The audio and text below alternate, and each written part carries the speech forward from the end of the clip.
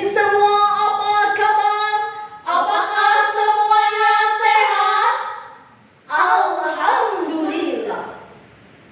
Indonesia merupakan negara kesatuan dengan penuh keberagaman, terdiri dari keberagaman budaya, suku, dan agama. Di satu sisi hadirin, keberagaman ini menjadikan Indonesia sebagai negeri yang unik dan juga menarik. Namun di sisi lain hadirin, jika keberagaman ini tidak dijaga dan dikelola dengan baik, maka dapat menjadi sumber potensi konflik, baik konflik antar etnis, suku, maupun agama, yang pada gilirannya dapat meruntuhkan falsafah negara Bhinneka Tunggal Ika, berbeda-beda tetapi tetap satu. Bahkan hadirin, dengan adanya keberagaman ini dapat menjadikan target dan sasaran bagi pihak-pihak yang tidak menginginkan Indonesia menjadi negara yang kuat, hebat, dan bermartabat, dengan memicu sumber-sumber potensi konflik, terutama konflik antar agama yang sangat berbahaya bagi tegaknya pilar-pilar persatuan dan kesatuan bangsa. Kita sebagai umat Islam Indonesia, sebagai penduduk mayoritas di negeri ini, kitalah yang harus mengerti dan memahami konsep-konsep keberagaman dan toleransi dalam perspektif Islam, agar kitalah yang nantinya menjadi garda terdepan dalam membangun Indonesia maju dan jaya. Atas dasar tersebutlah hadirin, tergugah hati kami bertiga untuk menyampaikan syarahan Al-Quran yang kami kemas dalam kemasan yang rapi, padat, hangat, aktual, serta setajam silet, dengan judul Merawat Kerukunan Umat Beragama dalam Bingkai Kebinekaan. Sebagai landasan awal, marilah kita simak firman Allah di dalam Al-Quran surat Al-Hujurat ayat 13 sebagai berikut.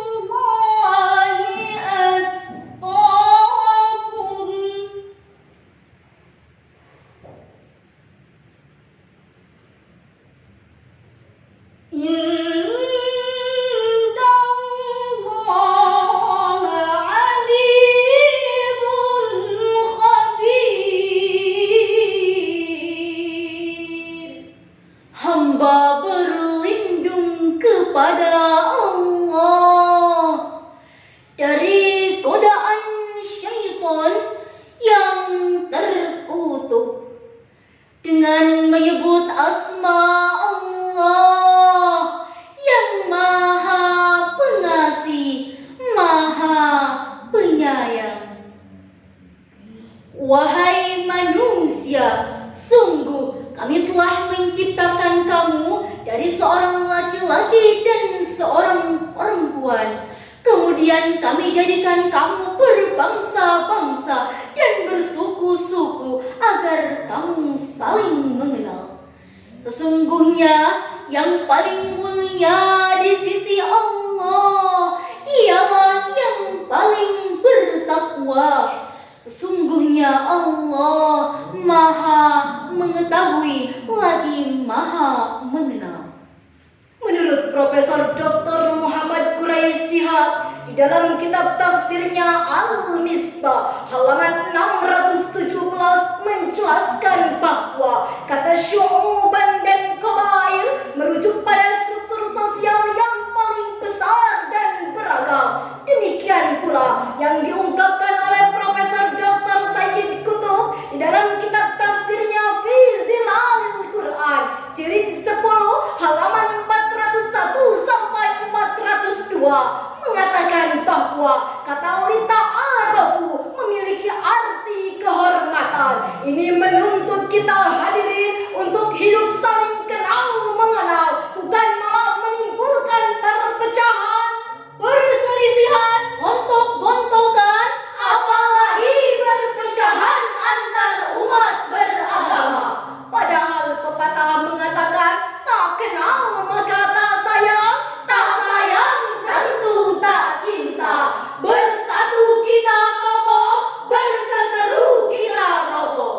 Hadirin, hendaknya keberagaman antar warga negara kita jadikan sebagai sarana untuk memperkuat persatuan dan kesatuan bangsa, bukan malah menjadi isu yang membuat kita pecah dan tidak bertenggang rasa, membuat kita terombang-ambing di ambang bencana. Sebagai solusi, marilah kita simak firman Allah di dalam Al-Quran surah Al-Mumtahanah ayat 8 sebagai berikut.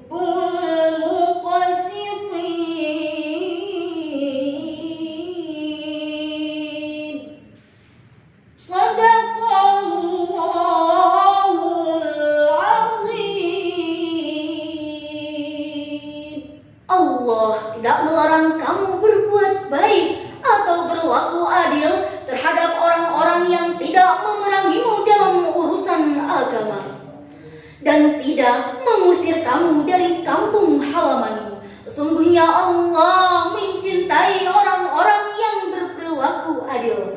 Maha benar Allah atas segala firman-Nya. Dewan Hakim yang mulia, hadirin yang berbahagia, firman Allah pada ayat tersebut merupakan landasan metode sikap toleransi dalam beragama. Secara tekstual, ayat tersebut berkenaan dengan kisah Al-Asma putri Abu Bakar yang didatangi ibunya Sayyidatina Qutailah yang pada saat itu masih belum memeluk ajaran Islam. Al-Asma pun bertanya kepada Rasul, "Wahai Rasulullah, bolehkah hamba berbuat baik kepada ibunda Qutailah yang tidak seagama?" Rasul pun menjawab,